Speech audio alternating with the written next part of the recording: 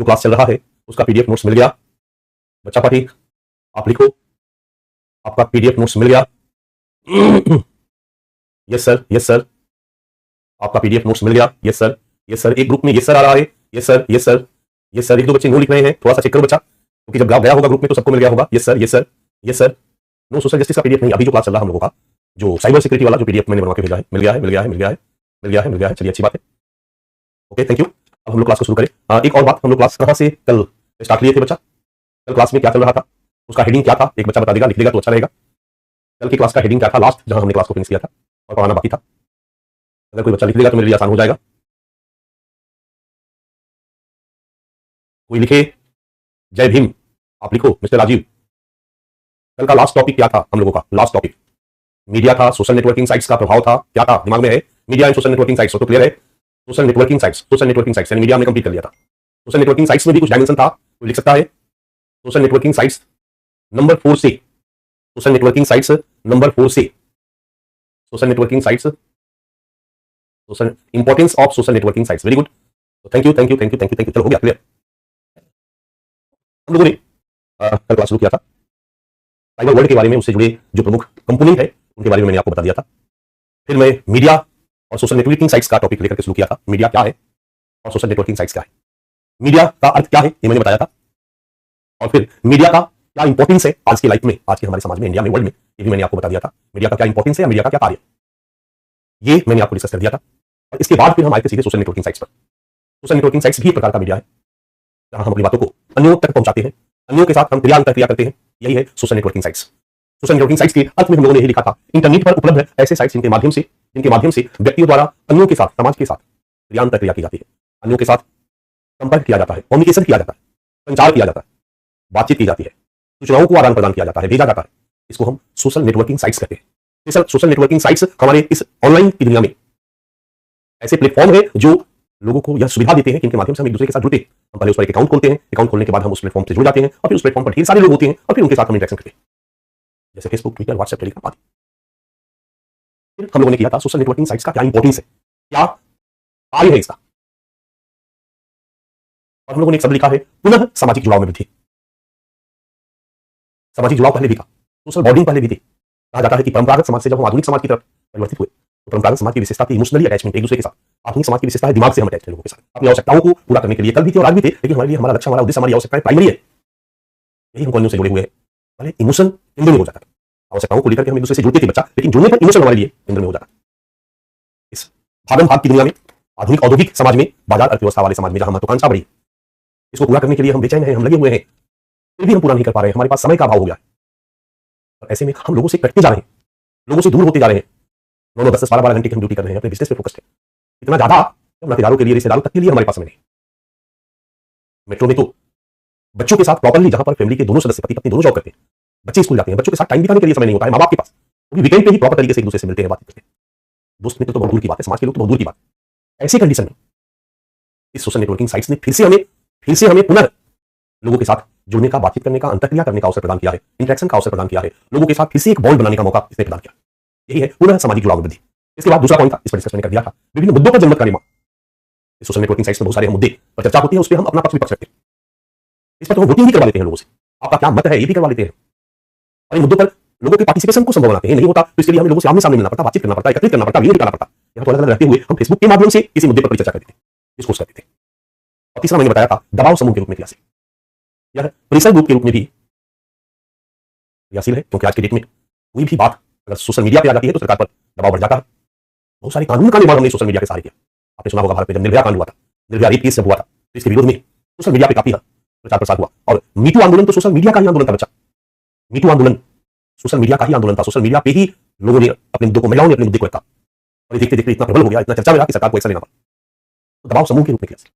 चौथा पॉइंट था स्थानीय समस्याओं का सार्वभौमिकीकरण। अब सोचिए किसी एक क्षेत्र में कोई घटना घटती है, अगर किसी क्षेत्र विशेष में कोई घटना घटती है, किसी के साथ अन्याय होता है, ये वहां की स्थानीय समस्या अगर किसी के साथ आती है, कोई क्षेत्र में कोई प्रॉब्लम आती है, लोग उसको जानते थे पहले अखबार के माध्यम से, रेडियो समाचार के माध्यम से, अब बस जानते थे, सुनते थे, रिस्पॉन्ड नहीं कर पाते। सूचना अखबार के माध्यम से लोगों तक पहुंचती थी, लोग पढ़ लेते थे, 10-20 लोग अपना डिस्कस करते थे, पान चाय की दुकान पर, बस आपस में ही गप होता था, 10-20 लोग ही गप कर पाते थे। अगर समाचार पत्र या रेडियो 10 लाख लोगों तक सूचना पहुंचाता था तो 10 लाख लोग एक साथ इंटरेक्शन नहीं कर पाते थे, उस मुद्दे पर बहस नहीं कर पाते थे। गांव में, शहर में चर्चा होती थी, उसी में कोई नेता होता था, उस मुद्दे को उठाने का प्रयास करता था, लोगों को जोड़ता था, आंदोलन करवाता था। लेकिन सोशल मीडिया के आ जाने से कोई भी स्थानीय समस्याओं को बहुत तेजी से यूनिवर्सलाइज किया जा सकता हो जा रहा है। कोई भी क्षेत्र विशेष की समस्या, कोई राज्य विशेष की समस्या धीरे धीरे पूरे भारत स्तर की समस्या बन जाती है। इस पर कई मुद्दों पर नैतिक बहस चलता है। खुद आयरान एक छोटा बच्चा था, सीरिया का रहने वाला था। सीरिया में जब युद्ध चला तो सब नाव पर बैठ करके भागे, नाव डूब गया और छोटे बच्चे का शरीर समुद्र के किनारे पाया गया। किसी ने उसका फोटो खींचा और उसको सोशल मीडिया पर डाल दिया। सोशल मीडिया पे वो फोटो इतना वायरल हुआ कि उसने पूरे विश्व में एक नैतिक बहस को जन्म दिया। ये नैतिक बहस इतना प्रबल हुआ कि शरणार्थियों के संदर्भ में पूरा देश, पूरा विश्व नैतिक संदर्भ में विचार करने लगा। और इस विचार का रिजल्ट था कि जर्मनी ने, यूरोप के कई देशों ने सीरिया से आए हुए शरणार्थियों को अपने देशों में जगह दी। ये बात अलग है कि आज वहां बहुत बड़ी समस्या क्रिएट हो रहा है इसके कारण। सोशल नेटवर्किंग साइट्स ने कई स्थानीय समस्याओं के सार्वभौमिकीकरण को संभव बनाया। यह महत्व बता रहे हैं, लाभ बता रहे हैं। यहाँ स्पीकर में हमारा कंसर्न इसकी हानि से, आंतरिक सुरक्षा के लिए क्या क्या चुनौती उत्पन्न कर रहा है, इससे साइबर क्राइम के रूप में कैसे एक्टिव, इससे हम लाभ की चर्चा करें। इसके माध्यम से हम कई मुद्दों पर विचार विमर्श करते हैं। हमने एक लिखा है और इंडियन सोसाइटी में भी होने पाया है बच्चा, अलगाव और एकाकीपन को दूर करने का एक माध्यम। आज कई जगहों पर चले जाओ, इस पर इतना रील आ रहा है, फेसबुक खोल दो, टेलीग्राम खोल दो, इंस्टाग्राम खोल दो, जो भी खोलो उस पर देखो, उस पर तरह तरह के रील, तरह तरह के वीडियो, तरह तरह के शॉर्ट्स हैं। उसमें लोग अपना टिकटॉक टाइप कुछ चीज बना रहे हैं, उसी में कोई डांस कर रहा है। मनोरंजन के इतने साधन इस पर आ गए हैं, यह व्यक्ति प्रभावित नहीं है, अलग थलग नहीं पड़ा, एकाकीपन का शिकार नहीं है, तनाव में होगा। फेसबुक खोल दिया तो फिर गुम हो गया एक अलग दुनिया, अब वो इसमें एंजॉय कर रहा है। आज मनोरंजन का बहुत बड़ा साधन है, इसके कारण व्यक्ति का एकाकीपन खत्म हुआ है। अब व्यक्ति प्रभावित नहीं रहा। नहीं तो आज इस कॉर्पोरेट वर्ल्ड में आदमी अपनी ड्यूटी में इतना, अपने काम में इतना तन्मय हो गया था, बंद हो गया था, वर्कलोड उसके ऊपर इतना ज्यादा था कि किसी अन्य के लिए उसके पास समय नहीं होता। इसलिए अगर आप खाली है तो कोई आपके साथ बात करने को तैयार नहीं, सबके ऊपर प्रेशर है, वर्क प्रेशर इतना ज्यादा है कि कोई आपके साथ बात नहीं करेगा। आप अलग थलग अकेले रहिए, टीवी देखिए, रेडियो देखिए, सुनिए, अखबार पढ़िए, किताब पढ़िए, यही काम मनोरंजन का। लोगों के साथ बातचीत नहीं। यहाँ तो सोशल मीडिया के आ जाने से आप अपना वीडियो कॉल कर सकते हैं, मैसेज दे सकते हैं, बहुत सारी चीजों को देख सकते हैं। तो कहीं ना कहीं कई रूपों में इसने अलगाव और एकाकीपन को दूर करने का एक माध्यम के रूप में कार्य किया है। विचार, सूचना तथा ज्ञान का तीव्रता से फैलाव का एक माध्यम। इसके माध्यम से कोई भी सूचना, कोई भी विचार, कोई भी नॉलेज, कुछ भी तेजी से फैलाया जा सकता है। देखते देखते 10, 20, 50 हजार व्यूज, लाख व्यूज, मिलियन में व्यूज, 2 दिन, 3 दिन, 4 दिन के अंदर में मिलियन में लोगों तक सूचनाएं पहुंच जाती है। ये भी इसका एक महत्व है, इसका एक कार्य है। अगर कोई चीज स्प्रेड करना है, कोई सूचना को तेजी से फैलाना है, या आपको अपने विचारों को तेजी से फैलाना है, तो सोशल मीडिया पर डाल दीजिए, देखिए तेजी से फैल जाएगा। हैशटैग क्या क्या लगाना है, उसमें कई ऐसे उसके तरीके हैं जिसको लगाने से और तेजी से फैलता है। और 7 नंबर पॉइंट हमने दिया, बिजनेस में भी ये सहयोगी है, ये आज व्यवसाय में भी सहयोगी है। हम कोचिंग का प्रचार फेसबुक पे करते हैं, हम कोचिंग का प्रचार सोशल मीडिया पे करते हैं, कई लोग अपने प्रोडक्ट का प्रचार सोशल मीडिया पे करते हैं। अब सोशल मीडिया सामान्य नहीं रहा, बल्कि लोगों ने तो सोशल मीडिया पे अपनी रीच को बढ़ा करके पैसा कमाने का एक माध्यम बना लिया। कई लोग ऐसे हैं जिनके पास यूट्यूब सब्सक्राइबर 2 करोड़ 3 करोड़ है। कहा जाता है कि बड़े बड़े जो यूट्यूब सब्सक्राइबर वाले लोग हैं, उनको आज कई पॉलिटिकल पार्टी ने हायर किया करोड़ों रुपया देकर, और कहा कि अपने आप यूट्यूब चैनल से हमारी पार्टी का प्रचार कीजिए। प्रचार करने के 2 तरीके होते हैं, प्रत्यक्ष या परोक्ष। आप अपने यूट्यूब चैनल से दूसरी पार्टी के जो नेता है उनको डिफेम कीजिए, विभिन्न रूपों में उनको कटघरे में खड़ा कीजिए, उनको बदनाम कीजिए, उनके अगेंस्ट में आम जनता के परसेप्शन को बनाने का प्रयास कीजिए। बहुत सारे लोगों ने किया। छोटे छोटे जो चैनल वाले लोग हैं, जिनका 1 लाख, 2 लाख, 3 लाख, 5 लाख यूट्यूब चैनल है, फेसबुक पे 2 लाख है, इंस्टाग्राम, टेलीग्राम, वो लोग भी एक्टिव थे। 50,000 दे दीजिए, मैं आपका प्रचार करूंगा, मैं अपने चैनल पे डालूंगा आपकी बात। निश्चित तौर पर कई बिजनेसमैन इनको यूज करते हैं, इन पर अपना प्रचार करते हैं। और यही नहीं, बिजनेसमैन यूट्यूब पर, फेसबुक पर अपना अकाउंट खोल के फेसबुक और यूट्यूब कंपनी को पैसा करते हैं, पेड एड चलवाते हैं। अगर आपका फेसबुक अकाउंट है तो आप देखते होंगे आपके सामने जब फेसबुक पे बहुत सारी बातें आती हैं तो कुछ जगहों पर एड स्पॉन्सर लिखा होता है। स्पॉन्सर का मतलब होता है कि कोई कंपनी ने फेसबुक को पैसा दिया, फेसबुक यही कमाई है ना, तो उसने क्या किया, शुरू किया था यूट्यूब कंपनी, फेसबुक कंपनी यही कमाई है, तो उस पर हम पेड एड चलवाते हैं और अपने व्यवसाय को बढ़ाने में इसका लाभ लेने का प्रयास करते हैं। तो बिजनेस व्यवसाय में भी आज कई रूपों में कारगर है। आज अपने प्रोडक्ट के प्रचार के लिए कई जगहों पर लोग प्रयास करते हैं, लेकिन सबसे ज्यादा यूट्यूब, फेसबुक, इंस्टा, इन सब चीजों को लोग यूज कर रहे हैं। इन रूपों में व्यवसाय में भी सहयोगी। लेकिन हम लोगों का लेना देना तो बच्चा इसके नकारात्मक प्रभाव से। सोशल मीडिया का क्या नकारात्मक प्रभाव है, सोशल मीडिया कैसे हमारे आंतरिक सुरक्षा के सामने चुनौती उत्पन्न कर रही है। क्योंकि आपके सिलेबस का लाइन है media and social networking sites, internal security challenge के। तो हम इसके नकारात्मक प्रभाव को देखेंगे, और इसका नकारात्मक प्रभाव जो सबसे प्रमुख है बच्चा, निजता का संकट। हमारे जो भी डेटा है उसकी सुरक्षा खतरे में पड़ी है। इसके कहा जाता है कि आप इन सब साइट्स पर बहुत सारी अपनी बातों को मत रखिए, अपनी सारी बातों को रख देंगे। बहुत से लोग रखते हैं, सारी फोटोग्राफ्स रखते हैं, बहुत सारी चीजों को रख के प्राइवेट कर देते हैं। प्राइवेट कर देते हैं तो डेटा तो चला जाता है, कंपनी के पास डेटा चला जाता है। डेटा प्रोटेक्शन एक्ट पारित हुआ है बच्चा, पर्सनल डेटा प्रोटेक्शन एक्ट 2023 में हमारी सरकार ने कानून बनाया है। क्योंकि फेसबुक, यूट्यूब, इस तरह की जो बड़ी बड़ी कंपनियां हैं वो आपके डेटा को बेच देती है, दूसरे को दे देती है। मैंने अभी पीछे लिखा कि व्यवसाय में सहयोगी है। यहाँ पर कई सॉफ्टवेयर लगे हुए हैं जो आपके इंटरेस्ट को रीच करते हैं, मतलब पकड़ने का प्रयास करते हैं, आइडेंटिफाई करते हैं। अगर आप फेसबुक यूजर हैं, आप सोशल मीडिया के यूजर हैं, तो कंपनियों को पता चल जाता है कि आपका चॉइस, आपका पसंद क्या है, और फिर आपके पसंद की चीजें आपके प्रचार में आने लगेगी, बार बार आपके पास आने लगेगा। वो इतना अलर्ट है कि यदि आपने कोई चीज सर्च किया सोशल नेटवर्किंग साइट, गूगल पे तो होने पर होता है, सोशल नेटवर्किंग साइट्स में भी लोगों ने लगा रखा है। ये कंपनियां आपकी सूचनाओं को, आपकी पसंद को, आपके पर्सनल डेटा को बेचती है, कई व्यवसायिक कंपनियां खरीदती है। और इस पर अगर कुछ आप अपना प्राइवेट इंफॉर्मेशन रखे रहते हैं तो ये भी सार्वजनिक होने का डर लगा रहता है। इसलिए निजता का संकट, ये इसका एक प्रमुख नकारात्मक परिणाम है या एक सुरक्षा चुनौती भी। अगर हम देखें तो ये भी किसी की प्राइवेसी को चुराना, व्यक्ति को अपनी बातों को प्राइवेट रखना उसका फंडामेंटल राइट्स है। आपने देखा होगा 2017 में सुप्रीम कोर्ट का डिसीजन आया था बच्चा, और सुप्रीम कोर्ट ने अपने डिसीजन में पहली बार एस्टैब्लिश कर दिया कि जो प्राइवेसी का राइट है, निजता का अधिकार है, वो हमारा फंडामेंटल राइट्स है। और व्यक्ति को अपनी बातों को गुप्त रखने का अधिकार है, बहुत सारी चीजों को छुपाने का अधिकार है, जबरदस्ती उसको सार्वजनिक नहीं किया जा सकता है। और अगर हमारी बातों को, हमारी प्राइवेट चीजों को कोई हमारे कंसेंट के बिना सार्वजनिक करता है, ये कंपनियां अगर करती है, कोई और व्यक्ति करता है, इसका क्राइम। तो सोशल नेटवर्किंग साइट्स का एक बहुत बड़ा नकारात्मक प्रभाव है बच्चा, सुरक्षा चुनौतियां हैं, निजता का संकट, प्राइवेसी क्राइसिस। इसको आप लिखिए, एक हेडिंग डाल दीजिए बच्चा, क्योंकि कार्य और महत्व जनरली नहीं पूछेगा, मैंने आपको दे दिया, बट इसका हेडिंग आप जरूर डालें और इसको आप लिखें। आपका टॉपिक होगा सोशल नेटवर्किंग साइट्स का नकारात्मक प्रभाव या सुरक्षा चुनौतियां। सोशल नेटवर्किंग साइट्स का नकारात्मक प्रभाव या सुरक्षा चुनौतियां।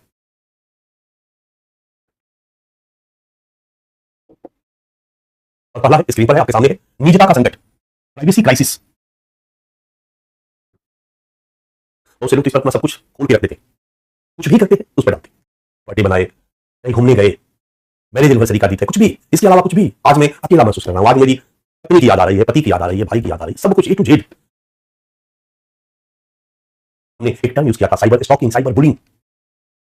सोशल नेटवर्किंग साइट्स पर जितने भी साइबर वर्ल्ड पे किसी का पीछा करना, अगर हम किसी भी व्यक्ति को पीछा करें सोशल नेटवर्किंग साइट्स की, उसकी गतिविधियों का माइक्रो लेवल पर रीड करें, बात करें, तो उसकी बहुत सारी चीजें हम जान जाते हैं। लेकिन जो समझदार लोग होते हैं सब कुछ ओपन नहीं रखते हैं, प्राइवेसी करके, प्राइवेट करके रखते हैं, फिर भी कहीं ना कहीं सार्वजनिक होने का खतरा बना रहता है। कंपनी ये लगता है तो कहीं ना कहीं किसी न किसी को आपकी सूचनाओं को बेच सकती है, डेटा बेच सकती है। विभिन्न सूचनाओं, सेकंड पॉइंट लिखिए, विभिन्न सूचनाओं, महत्वपूर्ण दस्तावेजों, फोटो आदि की सुरक्षा को खतरा। विभिन्न सूचनाओं, महत्वपूर्ण दस्तावेजों, फोटो आदि की सुरक्षा को खतरा, आदि की सुरक्षा को खतरा। ये भी लाइन से ही समझ में आ जा रहा होगा। बहुत से लोग इस पर बहुत सारी फोटो डाल देते हैं, बहुत सारे लोग यहां से आपकी फोटो को ले लेते हैं, उसकी फोटो को फोटोशॉप में जाकर के उसको मिसयूज कर देते हैं बच्चा। आपका गर्दन अलग कर देंगे, फोटो में ही धड़ अलग कर देंगे, अश्लील वस्त्र पहने हुए किसी लड़की का धड़ को ला करके और आपकी गर्दन को काट करके उस धड़ पर लगा देंगे। फोटोशॉप में जाकर इतना बेहतरीन तरीके से आपकी फोटो को एडिट कर देंगे। अब एक अच्छा व्यक्ति गंदे वस्त्र में, अश्लील वस्त्र में कोई महिला, कोई लड़की अगर दिखाई देगी, फिर उनको डिफेम करेंगे, किया जा सकता है ये क्राइम, इसके लिए वो जेल जा सकते हैं। लेकिन इस तरह की संभावना बनी है, इस तरह की खतरे बनी है। बहुत सारे जो महत्वपूर्ण दस्तावेज हैं, अगर आप कहीं ना कहीं सोशल मीडिया पर किसी को शेयर करते हैं, बहुत सारी चीजों को क्या करते हैं, व्हाट्सएप पर शेयर कर देते हैं। ध्यान रखिएगा, इस तरह की चीजें हमेशा खतरे में है। आपका आधार कार्ड, आपका आईडी प्रूफ, बहुत सारी चीजें हैं जिसको आपने क्या किया, आपने व्हाट्सएप अपने दोस्त को, जिसको भी जरूरत है उसको शेयर कर दिया, समझ लीजिए कि आपके हाथ से वो निकल चुका है, वो खतरे में। इस तरह के दस्तावेज, फोटो आदि की सुरक्षा को खतरा। अगर जो साइबर क्रिमिनल है चाहे तो अगर आपके व्हाट्सएप अकाउंट को हैक कर लेता है तो बहुत सारी चीजों को पकड़ लेगा। आपकी बहुत सारी इंफॉर्मेशन जिसको आपने व्हाट्सएप से शेयर किया है उसके पास चला जाएगा, एक्सेस उसको मिल जाएगा। विभिन्न सूचनाओं, महत्वपूर्ण दस्तावेजों, फोटो आदि की सुरक्षा को खतरा। तीसरा पॉइंट लिखिए, नवीन प्रकार के अपराध, नवीन प्रकार के अपराध, ब्रैकेट में साइबर क्राइम या साइबर अपराध, और पुराने अपराध में सहायक होकर आंतरिक सुरक्षा को चुनौती, आंतरिक सुरक्षा को चुनौती। इसका पॉइंट क्लियर है आपका। मैंने कल ही बताया था कि मेरे फेसबुक अकाउंट को किसी ने गलत रूप में मेरे ही आईडी को लेकर के फेसबुक अकाउंट बना दिया और फिर उसके माध्यम से वो पैसा वसूलने का काम कर रहा है, अपराध कर रहा है। अक्सर आपके यहाँ व्हाट्सएप पे मैसेज आता है, उस पर लिंक दिया जाता है, जैसे आप लिंक पर क्लिक करते हैं आप फंस जाते हैं।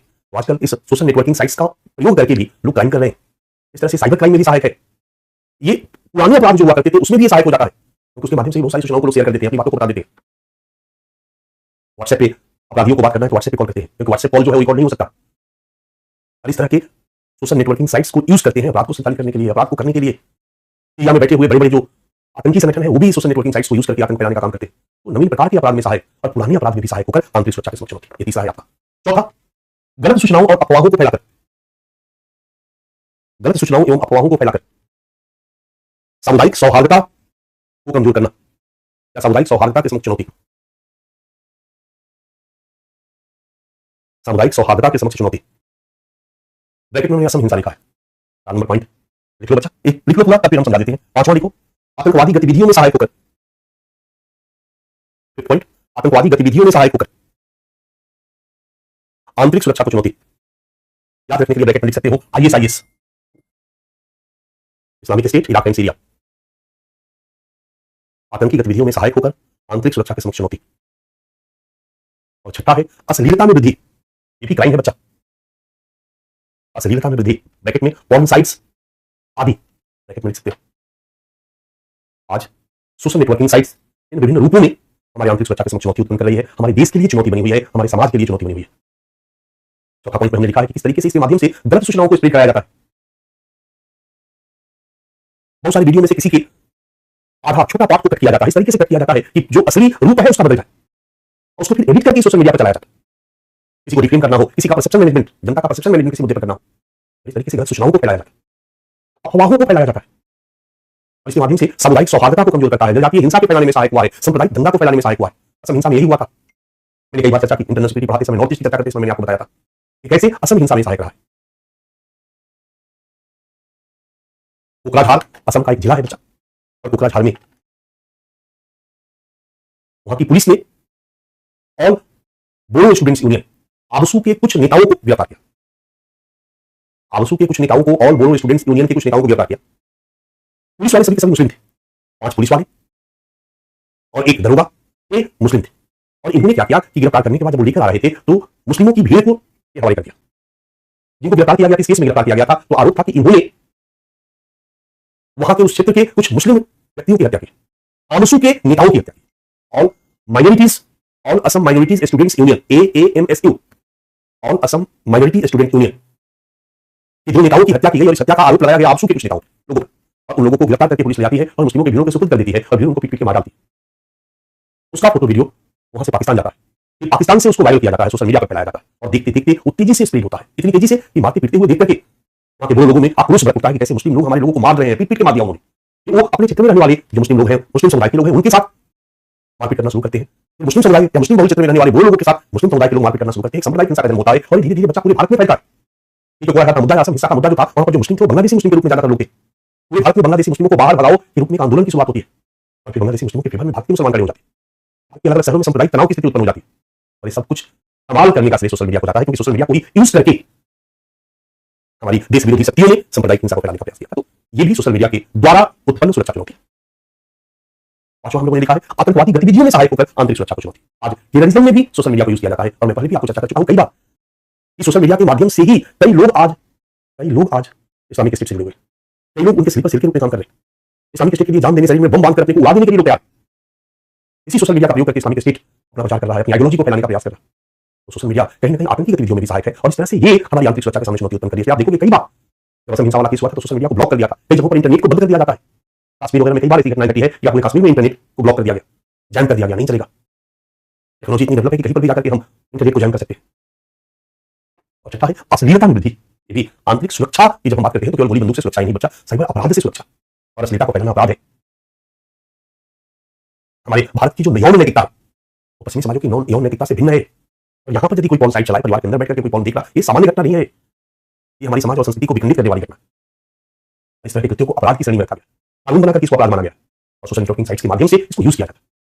अश्लीलता को फैलाने में भी साधन को यूज किया जाता है। इस तरीके से आज की डेट में सोशल नेटवर्किंग साइट्स जो है वो हमारे भारत की आंतरिक सुरक्षा के समक्ष चुनौती को उत्पन्न कर रही है, हमारे समाज के समक्ष चुनौती को उत्पन्न कर रही है, हमारी भारतीय संस्कृति के समक्ष चुनौती को उत्पन्न कर रही है। और सभी गतिविधियां आज के डेट में कानूनी रूप से अपराध है, इसको हम साइबर क्राइम की श्रेणी में रखते हैं। और आज जो साइबर सुरक्षा के लिए हमारे यहाँ प्रयास किए जा रहे हैं उनमें इन सब चीजों को रोकना शामिल है, इन सब चीजों को रोकना शामिल है।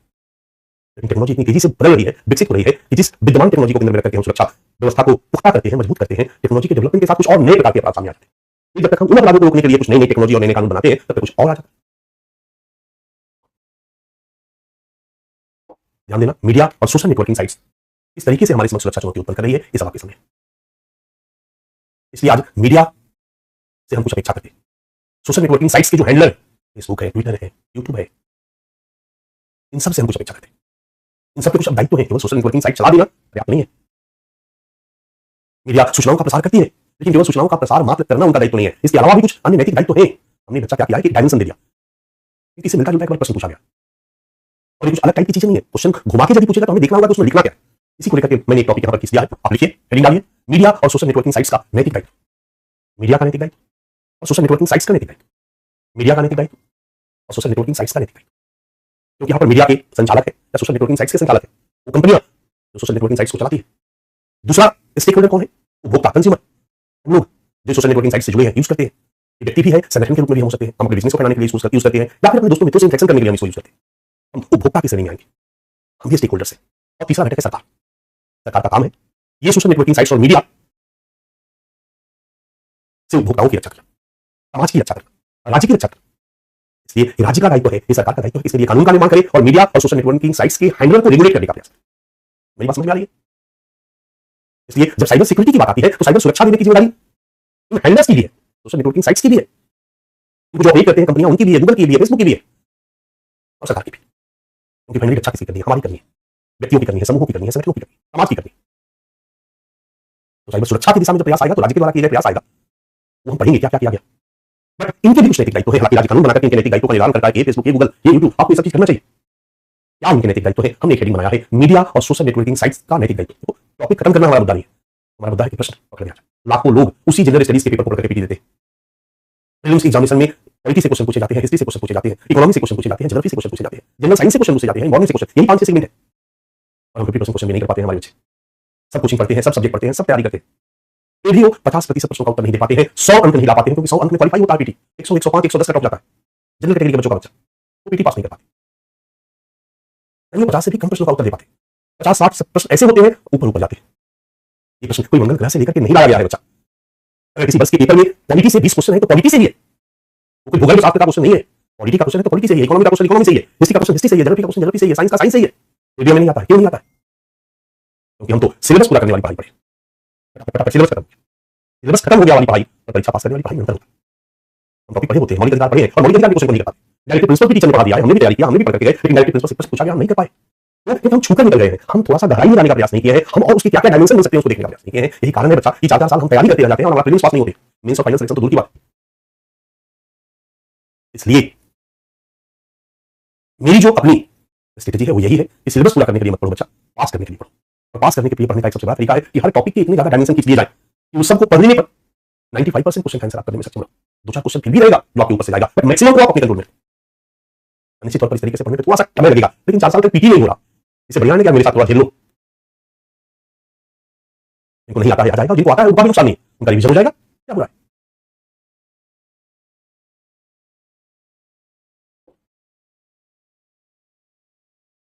मीडिया का क्या है नैतिक दायित्व? नैतिक दायित्व समझ में उसका क्या कर्तव्य है, उसको क्या करना चाहिए, उससे क्या अपेक्षा की जाती है मीडिया से। मीडिया का जो कार्य है वो तो है ही, लेकिन उससे कुछ और क्या अपेक्षा की जाती है। मीडिया का काम सूचनाओं का प्रसार करना है, वो तो कर ही रहा है। सोशल नेटवर्किंग साइट्स का काम सोशल नेटवर्किंग के लिए प्लेटफॉर्म तैयार करना है और लोगों को सारी सुविधाएं देना है जहां लोग एक दूसरे के साथ इंटरेक्शन कर सके, वो कर ही रहा है। परंतु इससे अधिक क्या अपेक्षा की जाती है, मीडिया से और क्या अपेक्षा की जाती है, सोशल नेटवर्किंग साइट्स हैंडलर से क्या अपेक्षा की जाती है, इनके क्या नैतिक दायित्व है, ये हम लोगों ने कुछ पॉइंट बनाया और आपको समझ में आ रहा होगा इनका क्या नैतिक दायित्व। इनका नैतिक दायित्व है कि मीडिया सूचना का प्रसार करो, लेकिन गलत सूचना का प्रसार करो। मीडिया या सोशल नेटवर्किंग साइट्स अपने प्लेटफॉर्म, अपने सिस्टम को इतने सुरक्षित बनाओ कि इसका उपयोग करके कोई क्राइम न कर सके। साइबर क्राइम को रोको। आप अपने यूजर पर इतना निगाह रखो कि कोई यूजर आपके प्लेटफॉर्म को यूज करके किसी को उत्पीड़न न करे, किसी को नुकसान न पहुंचाए। आप अपने प्लेटफॉर्म की सुरक्षा व्यवस्था इतना मजबूत रखो कि आपके प्लेटफॉर्म पे अगर कोई भी चीज हम रखे हैं, हम प्राइवेट कर दिए हैं तो प्राइवेट रहे, कोई हमारी कलाम उसको न चला पाए, हमारी गोपनीयता बनी रहे, हमारा जो पर्सनल डेटा है उसके दुरुपयोग को आप रोकिए। हम आपके प्लेटफॉर्म से जुड़े हैं, हमने आप पर भरोसा किया है, हम आप प्लेटफॉर्म पे जुड़ के अपना सारा डेटा शेयर कर देते हैं, हम अपने लोगों के साथ इंटरेक्शन कर रहे हैं। आपकी जिम्मेदारी है कि आप हमारे डेटा की सुरक्षा करें, आप हमारे व्यक्तिगत इंफॉर्मेशन को, सूचनाओं के दुरुपयोग को रोकें, हमारी प्राइवेसी को सुरक्षित रखें, हमारा कोई सामान न चुराए, हमारा कोई उत्पीड़न न करे। ये देखना आपकी जिम्मेदारी है। आपकी के सोशल नेटवर्किंग साइट्स पे बुला करके हमारा लूट के लेकर चला गया, ये आपकी जिम्मेदारी है। कंज्यूमर के प्रति, उपयोगताओं के प्रति, उपभोक्ताओं के प्रति, उपयोगकर्ताओं के प्रति सोशल नेटवर्किंग साइट्स कंपनी के मालिकों का, यानी हम सोशल नेटवर्किंग साइट्स का, मीडिया कंपनी का या मीडिया का ये नैतिक उत्तरदायित्व। और यही नहीं, राज्य और समाज के प्रति भी नैतिक उत्तरदायित्व है। कहा जाता है कि लोकतंत्र में मीडिया एक स्तंभ होता है, चौथा स्तंभ होता है। मीडिया का नैतिक उत्तरदायित्व है कि उसके साइट्स पर, या सोशल नेटवर्किंग साइट्स का नैतिक उत्तरदायित्व है कि उसके साइट्स पर ऐसी कोई गलत सूचनाओं या एक्टिविटीज को न संपादित किया जाए, इससे राज्य की स्थिरता को समझ कर पहुंचे, राज्य के विरुद्ध विद्रोह भड़क उठे। इन साइट्स को यूज करके वो सरकार को अस्थिर करने का प्रयास करे। इस तरह की सूचनाओं को रोकना होगा, इस तरह के गलत सूचनाओं के प्रसार को रोकना होगा। हालांकि सरकार हालांकि रोकने का प्रयास करती है बच्चा मीडिया। आप फेसबुक है, यूट्यूब है, कोई इस तरह का ऐड चलाते हो जो पॉलिटिकल टाइप का ऐड है, आपको जिम्मेदारी लेनी पड़ेगी। उसमें कुछ गलत चीजें है तो रिजेक्ट कर देगा, नहीं स्वीकार करेगा, आवश्यकता पड़ने पर आपके अकाउंट को बंद कर दिया जाएगा। बट कितना करती है, कितना मजबूती से करती है, ये सारी चीजें डिस्कशन का विषय है, बट इनका नैतिक दायित्व है। और राज्य विरोधी नहीं, समाज में व्यवस्था फैलाने वाली सारी करता है। उपभोक्ताओं के प्रति इनका नैतिक दायित्व तो है ही, राज्य और समाज के प्रति इनका नैतिक दायित्व है। समाज के प्रति इनका नैतिक दायित्व है कि ऐसी सूचनाओं को प्रसारित करने से रोके, अफवाहों को फैलाने वाली सूचनाओं को प्रसारित करने से रोके। बहुत से लोग आज सोशल नेटवर्किंग साइट्स को यूज करके अफवाह को फैला सकते हैं, अफवाह को फैला करके जो समुदायों के निजी सांप्रदायिकता को बढ़ा सकते हैं, तनाव को बढ़ा सकते हैं। तो हमने एक हेडिंग बनाया, मीडिया और सोशल नेटवर्किंग साइट्स का नैतिक दायित्व। अगर इस तरह की हेडिंग से जुड़ा हुआ कोई क्वेश्चन पूछा जाए तो हमें 6-7 पॉइंट हमारे दिमाग में होना चाहिए, यही हम लोगों को लिखना है। पहला है बच्चा, गलत सूचनाओं के प्रसार को रोकना, और हर वाक्य पर आप लंबा चौड़ा लिख सकते हैं, ज्यादा लिखने की जरूरत भी नहीं है। एक डायमेंशन होगा, मुश्किल से 60-70 शब्द से पूछा जाएगा। गलत सूचनाओं के प्रसार को रोकना। दूसरा, साइबर अपराध को रोकना। साइबर अपराध बड़ा टर्म है, अब हर तरह के इस मीडिया या सोशल नेटवर्किंग साइट्स को यूज करके अगर कोई अपराध करना है उसको रोकना। ऑनलाइन उत्पीड़न को रोकना, उपयोगकर्ता की गोपनीयता की रक्षा करना, व्यक्तिगत डेटा के दुरुपयोग को रोकना। ये सब व्यक्ति के प्रति उपभोक्ताओं के प्रति मीडिया और सोशल नेटवर्किंग साइट्स का नैतिक दायित्व। 3 नंबर में हमने दिया है राज्य के प्रति, सरकार के प्रति मीडिया का नैतिक दायित्व है। क्या है भाई? राज्य विरोधी और सरकार को अस्थिर करने वाले गलत सूचनाओं के प्रसार को रोकना, गलत सूचनाओं के प्रसार को रोकना। और 7 नंबर पॉइंट में दिया है समाज में अव्यवस्था, समाज के प्रति इनका नैतिक दायित्व, समाज में अव्यवस्था और सामुदायिक तनाव को उत्पन्न करने वाले अफवाह एवं गलत सूचनाओं के प्रसार को रोकना। अगर कोई ऐसा अफवाह, कोई ऐसी गलत सूचना जिसके प्रसारित करने से समाज में सामुदायिक तनाव उत्पन्न हो सकती है, सामुदायिक दंगा भड़क सकता है, इतनी कॉन्फ्लिक्ट उत्पन्न हो सकता है, लोग एक दूसरे के साथ मारकाट कर सकते हैं, इस तरह की सूचनाओं को न प्रसारित होने दिया जाए। इसका जिम्मेदारी किसकी है? इन साइट्स की है, इन कंपनियों की है। यही कारण है कि इन कंपनियों के विनियमन की जरूरत पड़ती है। यही कारण है कि इन कंपनियों के इन साइट्स के रेगुलेशन की जरूरत पड़ती है। यही कारण है कि समय समय पर सरकार कानून बना करके इन कंपनियों को रेगुलेट करने का प्रयास। अभी भी ये कंपनियां पूरी तरह से हमारे कानून के दायरे में नहीं है। इसके सामने हम लगातार प्रयास कर रहे हैं और क्या क्या आगे प्रयास कर रहे हैं वो हम लोग आगे देखेंगे। और बहुत कुछ किए जाने की जरूरत है। यही है बच्चा, आपका 2 डायमेंशन मैंने करा दिया, आपका 2 डायमेंशन हमने करा दिया।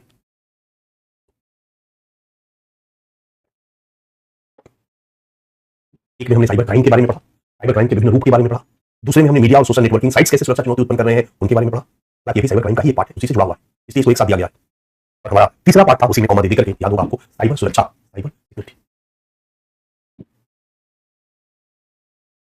आप एक हेडिंग डालिए और हेडिंग डाल करके पीडीएफ नोट्स लिखिए, जहां जहां लिखवाना होगा हम वहां हमारी बातें चलेंगे। सिंपल, साइबर सुरक्षा क्या है इसको लिखवाने की जरूरत नहीं है, दिया हुआ है, नहीं पूछेगा साइबर सुरक्षा क्या है। पीडीएफ नोट्स,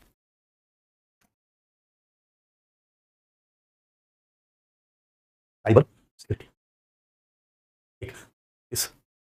ये हमारा समाज है, हमारा देश है, इसमें हम रहते हैं और हमारे राज्य का दायित्व है कि हमारी सुरक्षा करें। एक्सटर्नल स्टेट एक्टर से हमारी सुरक्षा, एक्सटर्नल नॉन स्टेट एक्टर से हमारी सुरक्षा और इंटरनल एक्टर से हमारी सुरक्षा। इंटरनल स्टेट एक्टर्स नहीं होता है क्योंकि हमारे देश के अंदर हमारी सरकार हमें नुकसान नहीं पहुंचाती। हमारी सरकार की जिम्मेदारी है हमारी रक्षा करना, लेकिन हमारे देश के अंदर कई देश विरोधी शक्तियां हैं जो हमें नुकसान पहुंचाती हैं, उनसे सुरक्षा करना हमारे राज्य की जिम्मेदारी है। और हमारे देश के बाहर जो दुश्मन देश है वो हमें नुकसान पहुंचाते हैं, उनसे सुरक्षा करना हमारे राज्य की जिम्मेदारी है। और हमारे देश के बाहर कुछ ऐसे दुश्मन संगठन हैं, एक्सटर्नल है, देश के बाहर के हैं, बट राज्य अभिकर्ता नहीं है, गैर राज्य अभिकर्ता है, हिंदी वर्ड यूज किया गया, external non state actors, Islamic state, Lashkar-e-Taiba, ये भी हमारे नुकसान पहुंचाते हैं। इनसे भी सुरक्षा करने की जिम्मेदारी हमारे देश की सरकार की है। और हमारे देश की सरकार इसके लिए 2 मंत्रालयों का गठन किया है, रक्षा मंत्रालय और गृह मंत्रालय, और दोनों हमारी सुरक्षा में लगे हुए हैं। और इनके प्रयासों में अन्य मंत्रालय भी कहीं ना कहीं कुछ ना कुछ सहयोग देते हैं, सपोर्ट करते हैं। पूरा इंटरनल सिक्योरिटी में सुरक्षा मैकेनिज्म के बारे में मैं आपको समझा चुका हूं। अब चूंकि टेक्नोलॉजिकल डेवलपमेंट है, इस फिजिकल वर्ल्ड के अलावा एक नए वर्ल्ड की रूपरेखा खींच रखी है, एक नए वर्ल्ड को निर्मित किया है, जिसको हम साइबर वर्ल्ड कहते हैं, जिसको हम रियल वर्ल्ड कहते हैं, जिसको हम ऑनलाइन की दुनिया कहते हैं। और जब हम इस ऑनलाइन की दुनिया में घुस चुके हैं, जब हम साइबर वर्ल्ड में घुस चुके हैं, जब हम इस वेब वर्ल्ड में घुस चुके हैं, इस वेब दुनिया से जुड़ चुके हैं अपने सूचनाओं के साथ, अपने पर्सनल डेटा के साथ, तो कहीं ना कहीं इन सबके संदर्भ में भी हमारी सुरक्षा जरूरी है। और ये सुरक्षा की जिम्मेदारी भी हमारी सरकार की है, हमारी मिनिस्ट्री ऑफ होम अफेयर्स की है, मिनिस्ट्री ऑफ डिफेंस की है, सरकार की है। इसके लिए जो भी सूचना प्रौद्योगिकी, जो भी टेक्नोलॉजी वाली जुड़े हुए मिनिस्ट्री मंत्रालय सब सहयोग देते हैं और इसे हमें सभी मिलकर के हमारी सुरक्षा में लगे। आइए देखते हैं साइबर सुरक्षा की दिशा में हमारा क्या मैकेनिज्म है, किस तरीके से हमारी सरकार साइबर अपराध को रोकने का प्रयास कर रही है। साइबर जगत को यूज करके या social media networking sites media को यूज करके जो अन्य प्रकार के अपराध किए जा रहे हैं, आतंकवाद, सांप्रदायिक दंगा आदि भी, इन सबको रोकने के लिए हमारी सरकार क्या कर रही है, हमारी साइबर सुरक्षा का मैकेनिज्म क्या है, ये देखना। इस दिशा में अभी तक हमने क्या किया है, आज हम क्या कर रहे हैं और क्या करने की जरूरत है, इस पर एक नजर हम लोगों की होनी चाहिए, एक समझ हम लोगों की होनी चाहिए, ताकि इससे जुड़े हुए प्रश्नों का उत्तर हम बखूबी दे सकें। सबसे पहले हम आंतरिक सुरक्षा को डिफाइन करते हैं, लिखना नहीं है, तो हम एक बार इस पर चर्चा करते चलते हैं कि साइबर सुरक्षा, साइबर सुरक्षा है क्या। साइबर सुरक्षा के अंतर्गत 2 चीजें आती है बच्चा, जो भी हमारे डिजिटल रिसोर्सेज है उनकी सुरक्षा, हमारे कंप्यूटर की सुरक्षा, जो भी रिसोर्सेज है उनकी सुरक्षा, और दूसरा जो हमारे ऊपर साइबर हमला होता है, हो रहा है, होने की संभावना है, उससे हमारी सुरक्षा। एक तो साइबर वर्ल्ड को सेव करना जरूरी है, साइबर वर्ल्ड को विश्वसनीय बनाना जरूरी है, सुरक्षित करना जरूरी है। तो क्या हम उस पर रह रहे हैं, जैसे होता है ना कि एक सुरक्षित शहर में रहना पसंद करोगे या सुरक्षित शहर में, एक सुरक्षित देश में रहना पसंद करोगे या सुरक्षित देश में, आप जापान में रहना पसंद करोगे या सीरिया में। हम आपको रहने के लिए गाजा पट्टी में भेज दे, अभी यूक्रेन में भेज दे, अभी रहना पसंद करोगे नहीं। हर व्यक्ति एक सुरक्षित शहर, सुरक्षित देश, सुरक्षित मोहल्ला, सुरक्षित घर में रहना चाहता है, राइट। सुरक्षित देश हो, सुरक्षित मोहल्ला हो, सुरक्षित शहर हो, सुरक्षित घर हो, उसमें हम रहना पसंद करते हैं। उसी तरीके से जब हम साइबर वर्ल्ड में घुसते हैं तो हमारा साइबर वर्ल्ड भी सुरक्षित होना चाहिए। हम आराम से, ये नहीं कि हम किसी फेसबुक अकाउंट में अपना अकाउंट खोल रहे हैं, डरे हुए हैं, कहीं खोले, कहीं कुछ डाले, क्या हमारे साथ हो जाएगा पता नहीं। साइबर वर्ल्ड को सुरक्षित करना हमारी सरकार की जिम्मेदारी है, साइबर सुरक्षा।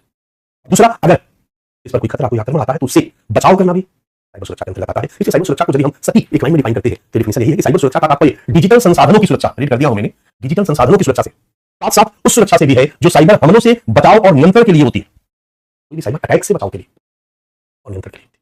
इसी को हम साइबर सुरक्षा नाम देते हैं।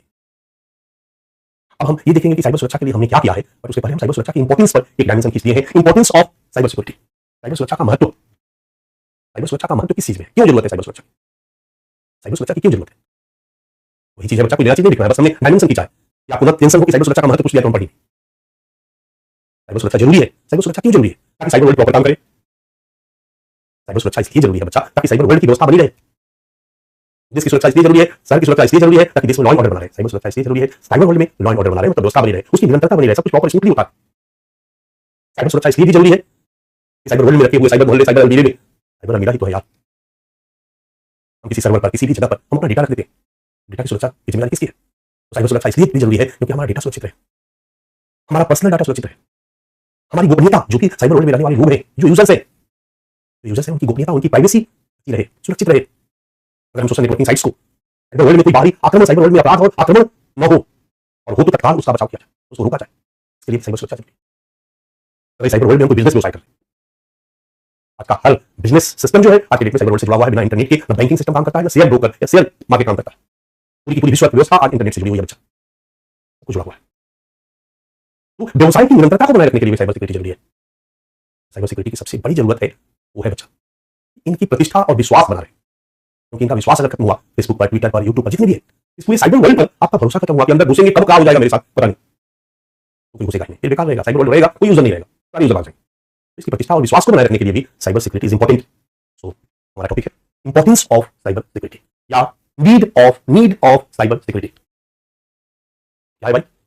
साइबर वर्ल्ड की व्यवस्था को, ऑर्डर को और इसकी कंटिन्यूटी को बनाए रखना, ये लिखने वाला चीज नहीं है बच्चा, बस एक्स्ट्रा डायमेंशन है। साइबर वर्ल्ड की व्यवस्था को और इसकी कंटिन्यूटी को बनाए रखना।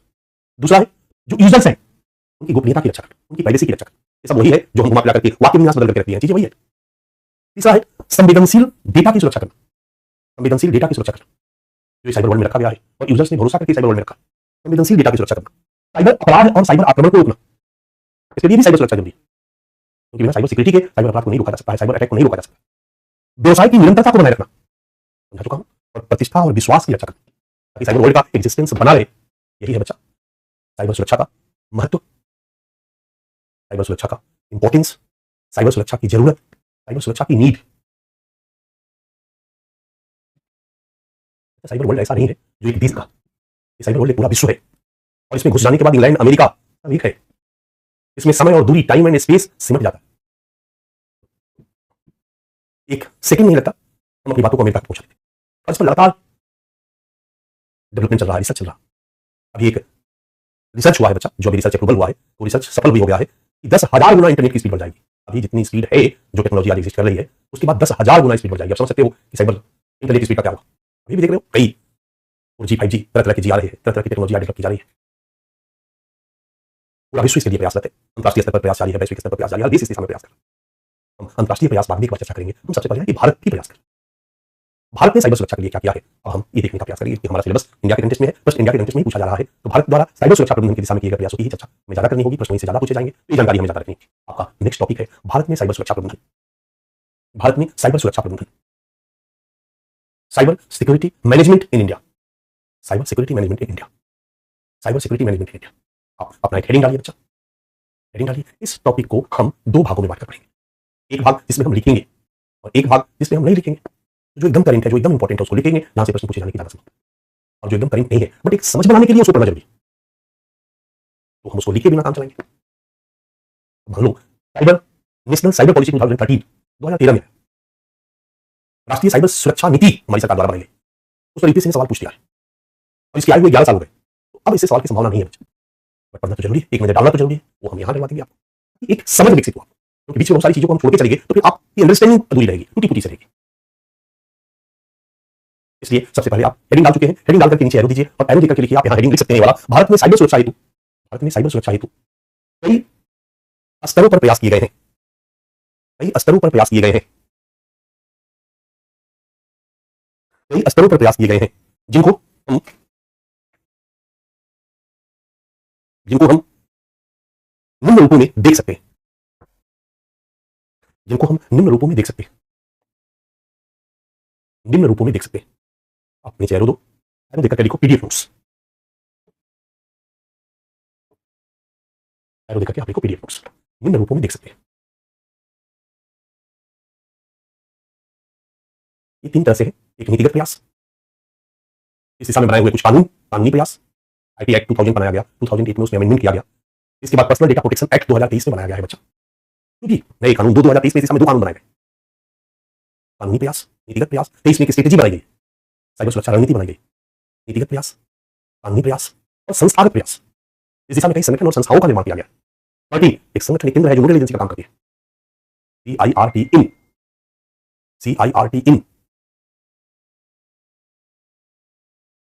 CERT sorry, cyber emergency response of India, संस्थागत प्रयास है। और फिर लास्ट में हम कुछ इंटरनेशनल अंतरराष्ट्रीय प्रयासों पर चर्चा करेंगे, तो एक समझ साइबर सुरक्षा के क्षेत्र में हमारी हो जाएगी। हम सबसे पहले आते हैं और कुछ देखते हैं 11th 5 ईयर प्लान से, 11वीं पंचवर्षीय योजना से। 11वीं पंचवर्षीय योजना कब से शुरू होती है बच्चा? 2007 से 2012 तक 11th 5 ईयर प्लान था, और 2012 से 2017 तक चला 12th 5 ईयर प्लान, राइट। इधर 2015 के बाद जब हमने नीति आयोग का गठन किया तो 5 ईयर प्लान बनाना हमने छोड़ दिया। अब नीति आयोग के निर्देशानुसार हमने अपने विकास नीतियों का निर्माण करना और विकास की प्रक्रियाओं को संचालित करना शुरू किया। ये आप पढ़ चुके हो, इकोनॉमी में भी पढ़ चुके हो। हालांकि 11th 5 ईयर प्लान के पहले से ही इस सर्किट की बात मैं कर रहा हूं, उसकी स्थापना 2004 में की गई थी। आईटी एक्ट 2000 बनाया गया था और उसके माध्यम से भी साइबर सिक्योरिटी की दिशा में प्रयास किए गए थे, आईटी एक्ट। लेकिन हम मीन 2007 के बाद 11वीं पंचवर्षीय योजना से लिखना शुरू किए हैं, उसी में थोड़ा बहुत पहले वाली चर्चा भी हम करेंगे। हमने यहां से आप देखो 11वीं पंचवर्षीय योजना में साइबर सुरक्षा से संबंधित 5 उद्देश्य निर्धारित किए गए, 5 लक्ष्य निर्धारित किए गए। जब 2007 में हमने 11th 5 ईयर प्लान बनाया, उसमें साइबर सुरक्षा को केंद्र में रखा गया, साइबर सुरक्षा पर ध्यान दिया गया, और इस दिशा में 5 उद्देश्य निर्धारित किए गए कि साइबर सुरक्षा के लिए जरूरी है कि हम 5 लक्ष्यों को अचीव करें, 5 लक्ष्यों को अचीव करें। पहला लक्ष्य था साइबर जगत को सुरक्षित करना, साइबर वर्ल्ड को सुरक्षित करना, उस साइबर वर्ल्ड को सुरक्षित करना जिससे इंडियन जुड़े हुए, भारत के साइबर वर्ल्ड को सुरक्षित करना, पहला लक्ष्य। इस दिशा में ढेर सारे काम किए गए, साइबर वर्ल्ड को सुरक्षित रखा जा सके। तो जब तक टेक्नोलॉजिकल डेवलपमेंट नहीं होगा तब तक हम सुरक्षित नहीं रह सकते। पहला लक्ष्य था कि साइबर वर्ल्ड को सुरक्षित रखा जाए, एक सुरक्षित साइबर वातावरण का निर्माण किया जाए जिसमें कि यूजर निश्चिंत होकर साइबर वर्ल्ड में घूम सके, यूज कर सके। दूसरा लक्ष्य था साइबर आक्रमण को निरस्त करना, एक ऐसा साइबर सुरक्षा सिस्टम डेवलप करना, साइबर वर्ल्ड की सुरक्षा के साथ एक ऐसा सिक्योरिटी सिस्टम डेवलप करना जिससे किसी भी प्रकार के होने वाले साइबर अटैक को रोका जा सके और उनसे बचाव किया जा सके, साइबर अटैक को रोका जा सके और उनसे बचाव किया जा सके, यथासंभव साइबर आक्रमणों को निरस्त करना व उनसे बचाव करना। ये 11th 5 ईयर प्लान का दूसरा लक्ष्य था। तीसरा लक्ष्य था जो कंप्यूटर परितंत्र है महत्वपूर्ण, देश के बहुत बड़े बड़े जो संस्थान है, रक्षा मंत्रालय है, कई, इनका जो कंप्यूटर परितंत्र है, इन परितंत्र को साइबर आक्रमण से पूरी तरह से प्रतिरक्षित करना। साइबर अटैक होगा तो बाकी जगहों पर नुकसान होगा, लेकिन कम से कम जो हमारी महत्वपूर्ण संस्थाएं हैं इस पर अलग से फोकस किया जाए। वो साइबर वर्ल्ड को सुरक्षित करना, साइबर आक्रमण को निरस्त करना और बचाव करना, और जो महत्वपूर्ण चीजें हैं उनको तो साइबर आक्रमण से पूरी तरह से सुरक्षित करने का प्रयास। अगर साइबर आक्रमण हो भी कम से कम उस कंप्यूटर परितंत्र को पूरी तरह से सुरक्षित रखा जाए। तीसरा है आपका देश के महत्वपूर्ण कंप्यूटर परितंत्रों को साइबर आक्रमण से पूर्णतः प्रतिरक्षित करना, पूर्णतः प्रतिरक्षित करना। 3 उद्देश्य हो गया बच्चा, 3 उद्देश्य हो गया, कोई दिक्कत? अब चौथा उद्देश्य है कि मान लो साइबर आक्रमण हो गया, 11वीं पंचवर्षीय योजना में सोचा गया कि साइबर आक्रमण हो गया तो क्या? अगर अटैक हो गया, हमारा कंप्यूटर सिस्टम, कंप्यूटर परितंत्र ध्वस्त हो गया, तो कैसे उसको फिर से एस्टैब्लिश किया जाए, ठीक किया जाए? यही होना चाहिए ना, इसका भी जुगाड़, इस पर भी सोचना चाहिए, इसकी व्यवस्था की जानी चाहिए, और उस अटैक से जो हानि हुआ है उसको कैसे मिनिमाइज किया, ये भी हमारा चौथा लक्ष्य था। ये भी हमारा चौथा लक्ष्य था। देश के महत्वपूर्ण साइबर आक्रमण की दिशा में अगर साइबर आक्रमण हो जाता है तो यथासंभव जितना अधिक से अधिक हो सके शीघ्रता से कंप्यूटर तंत्र को पुनर्स्थापन करना, आक्रमण से जो डैमेज हुआ है, जो कंप्यूटर खराब हुआ है उसको फिर से ठीक करके साइबर वर्ल्ड के व्यवस्था को फिर से सुचारू रूप से चलाना, कंप्यूटर परितंत्र को फिर से ठीक कर देना, जो नुकसान हुआ है बच्चा उस नुकसान को मिनिमाइज करना तथा इस प्रकार के आक्रमण से होने वाली हानि को कम से कम स्तर तक बनाए रखना, कम से कम रखना। एक ऐसा साइबर सिक्योरिटी सिस्टम बनाया जाए 11th 5 ईयर प्लान में हमने निर्धारित किया, जिससे कि आक्रमण होने पर जल्दी से जल्दी कैसे रिकवर किया जाए और इससे होने वाले नुकसान को कैसे मिनिमाइज किया जाए। 5 लक्ष्य, 5वां लक्ष्य था हमारा। अब देखो कितने 5 लक्ष्य की दिशा में काम होगा ना, दिमाग को अगर खुला रखो तो पूरे साइबर वर्ल्ड की सुरक्षा की दिशा में कुछ काम होना चाहिए, वर्ल्ड की सुरक्षा की दिशा में कुछ काम होना चाहिए, जो हमारे कंप्यूटर परितंत्र महत्वपूर्ण कंप्यूटर परितंत्र है उसकी सुरक्षा की दिशा में काम होना चाहिए, साइबर अपराध, साइबर आक्रमण को रोकने की दिशा में कुछ काम होना चाहिए। और चौथा, यदि साइबर आक्रमण हो गया तो कैसे उसको इमीडिएट रिकवर करें और उससे होने वाले नुकसान को कैसे मिनिमाइज करें, इस दिशा में कुछ काम होना चाहिए।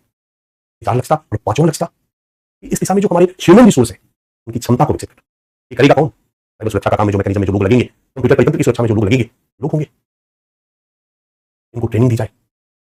इसके लिए जरूरी है कि स्कूल कॉलेज में इसकी पढ़ाई की जाए, इसके लिए जरूरी है कि इसके बारे में लोगों को जागरूक किया जाए, है ना। तो सबसे पहले तो जो लोग हैं जो इसकी सुरक्षा में लगे हुए उनकी क्षमता को बढ़ाना, उनको प्रशिक्षण देना, ट्रेन करना। जो यूजर्स है जो हमारे संगठनों में कार्यरत है उनकी क्षमता को बढ़ाना, आम यूजर्स नहीं, रक्षा मंत्रालय है हमारा, उसमें जो भी हैंडल करते हैं लोगों की क्षमता, उनकी ट्रेनिंग को, कंप्यूटर में कोई भी चीज को डालते समय कैसे आप सिक्योरिटी सिस्टम को यूज कर सकते हैं, ये सारी चीजें, ये हमारा 5वां लक्ष्य बच्चा। मानव संसाधन की क्षमता विकास करना, मानव संसाधन का क्षमता विकास करना।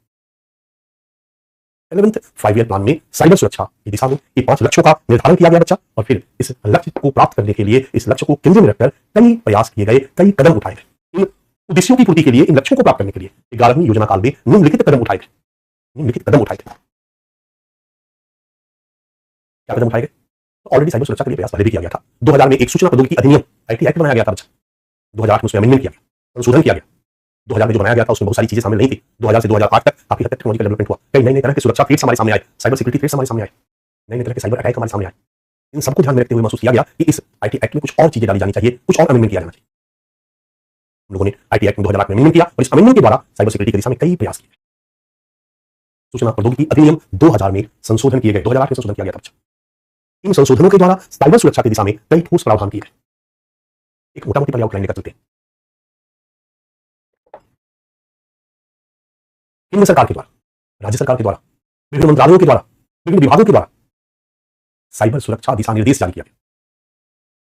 क्योंकि आम जनता को बिल्कुल बैंकिंग में कंप्यूटर आ गया, बैंकिंग सिस्टम कंप्यूटर पर आधारित हो गया, हर जगह ऑफिस में कंप्यूटर आ गया, ऑफिस में कंप्यूटर से काम होने लगा। ई गवर्नेंस के तहत पूरे ऑफिस को कंप्यूटराइज किया जाने लगा, पूरी फाइल उस कंप्यूटर पर रखी जाने लगी, ऑनलाइन प्लेटफॉर्म बनाकर सबको ऑनलाइन सिस्टम से जोड़ दिया गया। ई गवर्नेंस समझते हो, पढ़ चुके हो, पूरा डिपार्टमेंट इस साइबर वर्ल्ड में घुस गया बच्चा। तो मैंने कहा सूचनाओं की सुरक्षा, सूचनाओं की चोरी, डेटा की चोरी, और इसको यूज करने वाले, अपलोड करने वाले सामान्य व्यक्ति थे। उनको टेक्नोलॉजी का बहुत ज्यादा जानना नहीं था, इस तरह के स्पेशलिस्ट लोगों को यूज करते थे, लेकिन आउटसोर्स करते थे, सरकारी नौकरी में लोग नहीं थे। इन दौरान सरकार के सभी मंत्रालयों ने, अपने विभिन्न विभागों ने अपने यहाँ काम करने वाले लोगों के लिए साइबर सुरक्षा दिशा निर्देश जारी किया, गाइडलाइन जारी किया। आप जब कंप्यूटर को यूज करते हो, इंटरनेट को यूज करते हो, तो इन सब चीजों को ध्यान में रखो, तभी जाकर के साइबर सुरक्षा बना रहेगा, तभी जाकर के हैकर्स या उस तरह के लोगों से बचाव हो सकेगा। दिशा निर्देश जारी किया गया। जो भी उससे जुड़ा हुआ व्यक्ति था उसको ट्रेनिंग दी गई, बाहर से ट्रेनिंग को मंगाया गया, हर डिपार्टमेंट में ट्रेनिंग प्रोग्राम चला। जो भी कंप्यूटर पे काम करने वाले लोग थे, जो इन सब चीजों से गहन रूप से जुड़े हुए थे, उनको एक्सपर्ट से ट्रेनिंग दिलवाई गई कि अपने डाटा को इस तरीके से सुरक्षित रूप में रखें साइबर वर्ल्ड में। और समय समय पर ड्रिल भी किया गया बच्चा, समय समय पर केंद्र और राज्य सरकार के स्तर पर सभी मंत्रालयों तथा विभागों में साइबर सुरक्षा दिशा निर्देश जारी किए गए। आवश्यकता अनुसार संबंधित व्यक्तियों को प्रशिक्षित किया गया और नियमित अंतराल पर साइबर सुरक्षा के लिए ड्रिल किए गए, ताकि जो भी नए नए लोग कंप्यूटर पे काम करने वाले लोग हैं, इंटरनेट पे काम करने वाले लोग हैं, हर डिपार्टमेंट में, हर महत्वपूर्ण संस्थानों में, मंत्रालयों में वो ट्रेन हो तो खतरा कम होगा। बिल्कुल नए रहेंगे तो खतरा। ये सब 7th 5 ईयर प्लान में जो 5 लक्ष्य निर्धारित किया गया था, उसके दिशा में उसके तहत काम किया गया। मानव मानव संसाधन की क्षमता का विकास करना, 5वें लक्ष्य के तहत इसको काम किया गया। और 5वें लक्ष्य के तहत काम करने से पहला, दूसरा, तीसरा, चौथा लक्ष्य भी बुलाओ, 5 लक्ष्य दिमाग में है ना।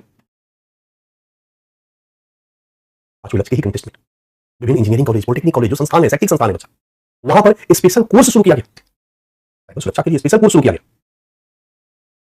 और प्राइवेट इंस्टीट्यूशन को भी कहा गया कि आप इस तरह के कोर्स शुरू करें। मैंने आपको पहले भी चर्चा किया था कि आज कंप्यूटर साइंस एंड इंजीनियरिंग जब बीटेक करने हम जाते हैं तो साइबर सिक्योरिटी उसका एक पार्ट है, स्पेशलाइज्ड कोर्स हो गया। भारत के सभी इंजीनियरिंग कॉलेज में तो नहीं, लेकिन बहुत सारे प्राइवेट इंजीनियरिंग कॉलेज में भी ये कोर्स चलाया जाता है। CSE computer science and engineering, CSE bracket में data science, machine learning, AI, cyber security. लोग साइबर सिक्योरिटी से भी बीटेक कर रहे हैं, इंजीनियरिंग का कोर्स कर रहे हैं। ये सारी चीजें 7 5 ईयर प्लान में जो टारगेट किया गया था उसके तहत किया गया, ताकि भारत में ऐसे ट्रेंड लोगों की फौज तैयार की जा सके जिनको साइबर सिक्योरिटी के लिए यूज किया जाए और साइबर सिक्योरिटी को संभव बनाया जा सके। ठीक है, सरकारी शिक्षण संस्थानों जैसे कि इंजीनियरिंग कॉलेज, पॉलिटेक्निक कॉलेज इत्यादि के स्तर पर साइबर सुरक्षा के विशिष्ट कोर्स शुरू किए गए। निजी क्षेत्र के संस्थानों को भी इस प्रकार के कोर्स चलाने की अनुमति दी गई।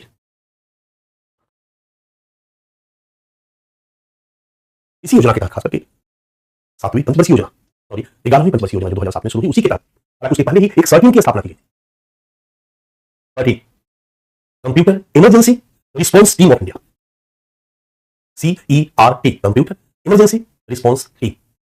शब्द सही लग रहा है, computer emergency response team, computer emergency response team.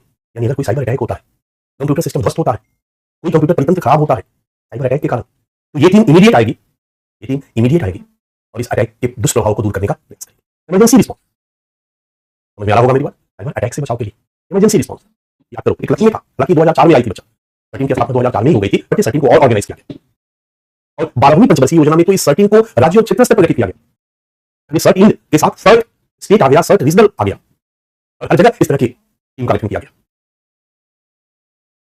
ये एक नोडल एजेंसी होगा या एक सेंटर होगा जो राष्ट्रीय स्तर पर किसी भी तरह की एजेंसी, जो राष्ट्रीय स्तर पर किसी भी तरह के साइबर अटैक की स्थिति में, ये आईटी एक्ट 2000 जब बनाया गया तो उसमें प्रोविजन था, उसी के तहत ये किया गया। तो certain, computer emergency response team of India, certain की स्थापना की।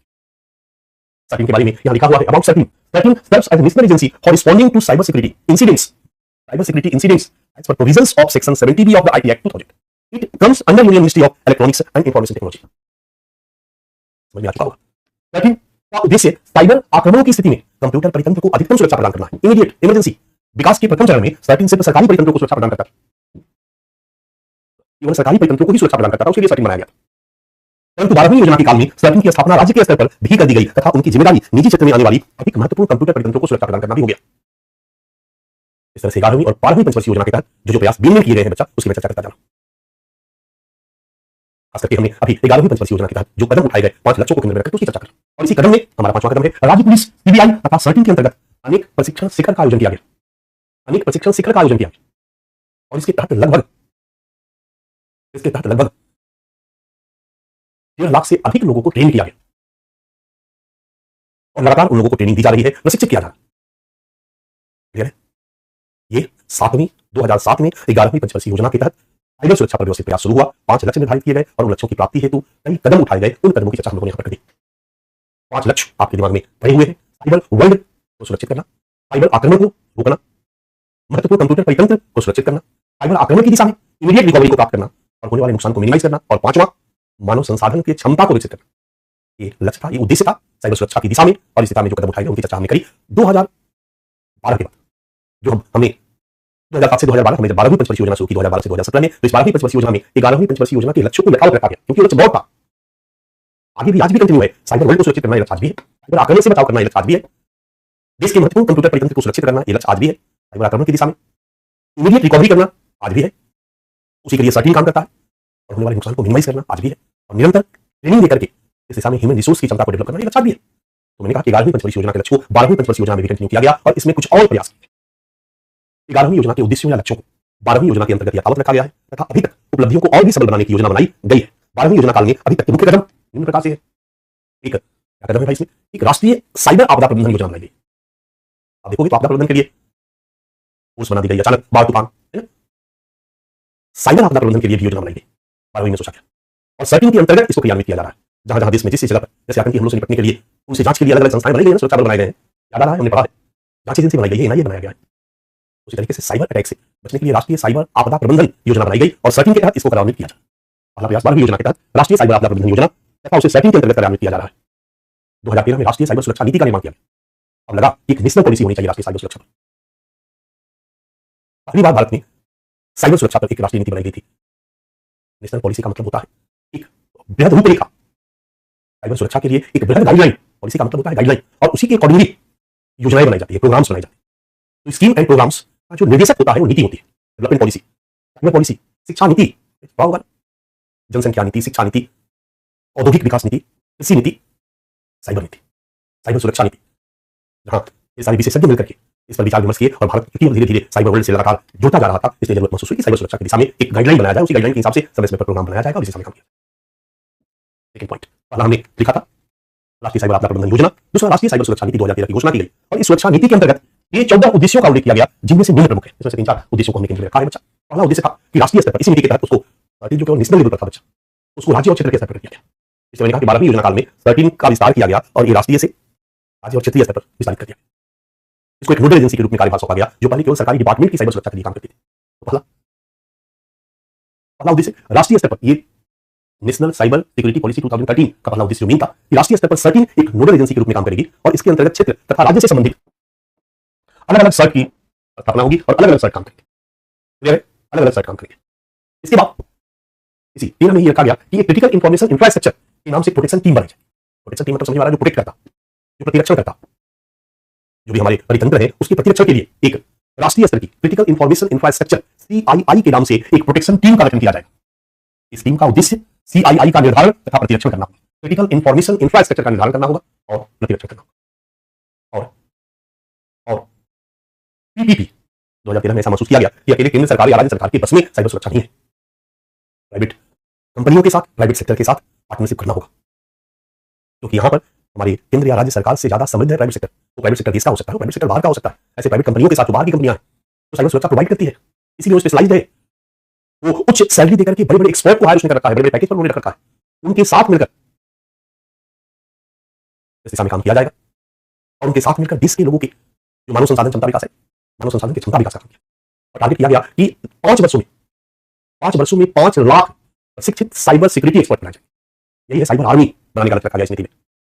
ये हमारी साइबर आर्मी होगी ये 5 लाख साइबर आर्मी अलग अलग ऑफिस, बड़े बड़े ऑफिस में कंप्यूटर के साथ बैठेगी, एक क्षमता नहीं, कंप्यूटर के साथ बैठकर अपने देश की साइबर वर्ल्ड महत्वपूर्ण कंप्यूटर परितंत्र न केवल रक्षा करेगी बल्कि साइबर अटैक से अपने देश का बचाव या होने वाले नुकसान को मिनिमाइज करने के लिए काम करेगी। क्योंकि आने वाले समय में महसूस किया जा रहा है कि साइबर वर्ल्ड वार की स्थिति उत्पन्न हो सकती है। साइबर वार पर यूपीएससी ने सवाल पूछ दिया, पूरा विश्व और भारत साइबर वार पर सोच रहा है, साइबर वार से कैसे हम बचाव करेंगे इस पर सोचा जा रहा है। छोटे छोटे आक्रमण नहीं, अब वार की स्थिति में हम क्या करें।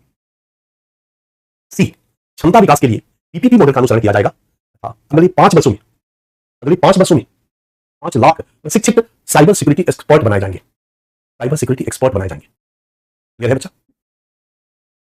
5 लाख प्रशिक्षित साइबर सिक्योरिटी एक्सपर्ट बनाए जाएंगे। और इसमें एक और चीज किया गया कि जो भी साइबर अटैक है, हमारे ऊपर साइबर अटैक हो सकता है, उनके स्रोतों को पहचानने का काम किया जाए। हमारे कुछ ऐसे एक्सपर्ट होने चाहिए टेक्निकल, जो उस सोर्स को आइडेंटिफाई करें जहां से कि साइबर अटैक हो सकता है, कुछ कॉमन टाइप के साइबर अटैक को आइडेंटिफाई करें और उसका काट खोजने का प्रयास करें। ताकि कैसे जब हम उसका काट टेक्निकली खोज के, टेक्नोलॉजिकली जब हम उसका काट खोज के रखे रहेंगे तो हम इमीडिएट, अगर कोई ट्रोजन से करता है और अगर हमारे पास ट्रोजन का काट है तो इमीडिएट निरस्त कर देंगे, उसको फेल कर देंगे, उसको रोक देंगे। मेरी बात समझ में आ रही है? मॉलवेयर से अगर करता है, उसका काट है डिफरेंट टाइप के किसी विभिन्न रूपों में, सबका काट रखा जाए। साइबर आक्रमण के प्रमुख स्रोत बताने जाएंगे तथा उन पर आक्रमण कर उनको निरस्त करने की कोशिश की जाएगी।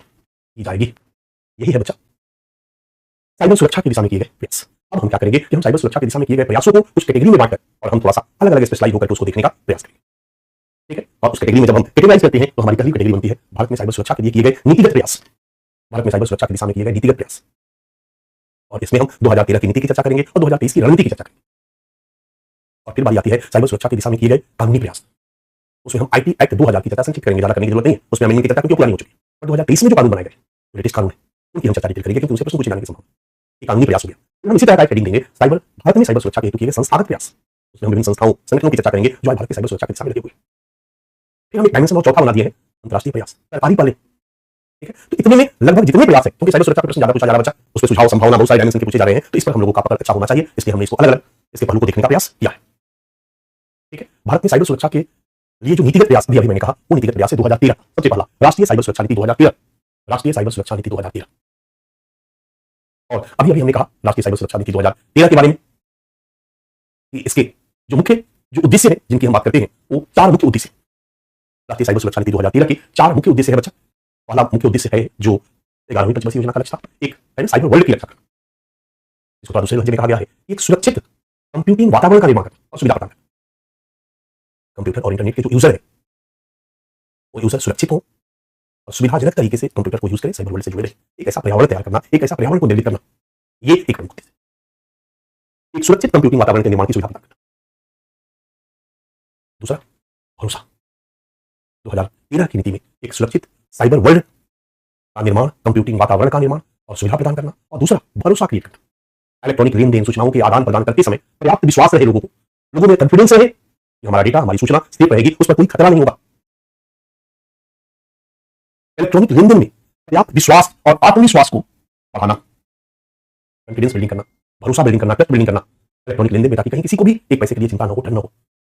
और यही नहीं, इसमें जो भी स्टेक होल्डर्स हैं, जो जुड़े हुए हैं साइबर स्पेस से, उनको डायरेक्शन भी देना, मार्गदर्शन भी करना, गाइडलाइन। साइबर स्पेस की सुरक्षा के लिए हितधारकों के कार्यों का मार्गदर्शन करना, हितधारकों के कार्यों का मार्गदर्शन करना, उनको गाइड करना।